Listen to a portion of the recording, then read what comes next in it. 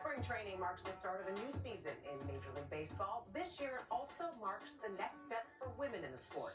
The San Francisco Giants hired Alyssa Nacken as an assistant coach, the first full-time female coach on a Major League staff. The New York Yankees mark new ground, hiring Rachel Balkovec. She's the first woman to be a full-time hitting coach in a Major League organization. We caught up with Rachel before her historic season began. Did you have any nerves before your first day? Yeah. They were nerves of excitement as Rachel Balkovec became the first woman to wear the iconic New York Yankee pinstripes. It's a huge point of pride and actually changes the way that I kind of feel throughout my days. Rachel hopes to have an impact on the Yankees minor league players as a new hitting coach in the club. You know, I think there's always a bit of curiosity surrounding it, like, why is she here? Does she know her stuff? But I would venture to say that any player that's ever worked with me would at least say she puts in the work, she cares, she's knowledgeable.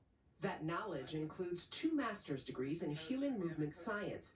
The expertise she brings to the Yankees can best be described as data-driven development, from eye tracking and ball spin to swing mechanics.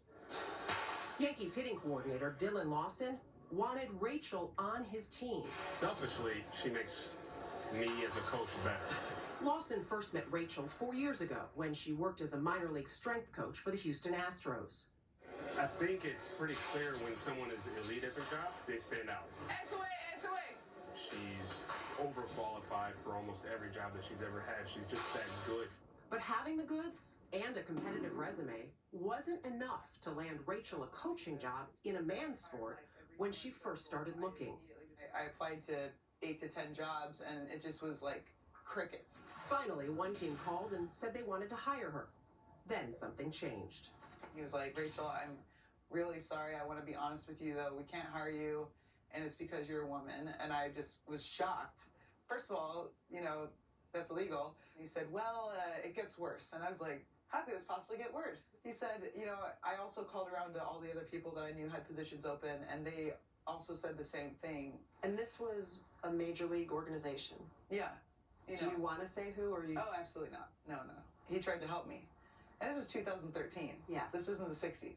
Determined to find a way in, Rachel created a gender-neutral resume, including changing her name to Ray. The response was immediate. I picked it up, I said, hello, and he said, hey, can I speak to Ray? And I just was like, I remember my face, I was like, this is she? You could hear ruffling of papers, and he said, oh, sorry, I'm just trying to get the name right. And I just thought, oh no, you just didn't know it was a girl. Did that anger you at all, that just those changes make it gender neutral and now suddenly you're a great candidate? I don't know, I never felt anger necessary, frustration and not understanding and give me a chance. Like, those were words that came, but not like anger. That was a lesson of like, okay, look, if they're not going to hire me because I'm a woman, I don't want to work for them anyway. Gender wasn't an issue for the St. Louis Cardinals, who 1 year later made Rachel the first full-time female strength coach in Major League affiliated baseball. She credits her dad with first introducing her to the power of lifting. I'm sure I was the only 11-year-old girl in the weight room at the time, but I didn't notice because I just was hanging out with my dad, and over time that became a habit for me personally. Rachel, take me back to early childhood. Oh gosh. What were you like as a kid? I've always been like a little crazy. By crazy, she means driven to succeed at every sport, especially softball.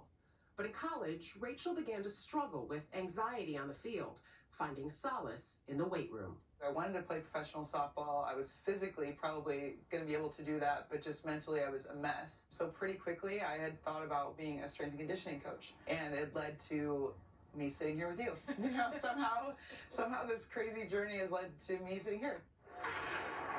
With 27 World Series titles, the Yankees are the most successful franchise in all of professional sports.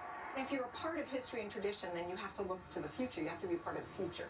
Jean Afterman is the Yankees' assistant general manager. It's her 19th year with the club, the first to have women in senior positions of management. Initially, front offices and coaching staffs were really populated by former players.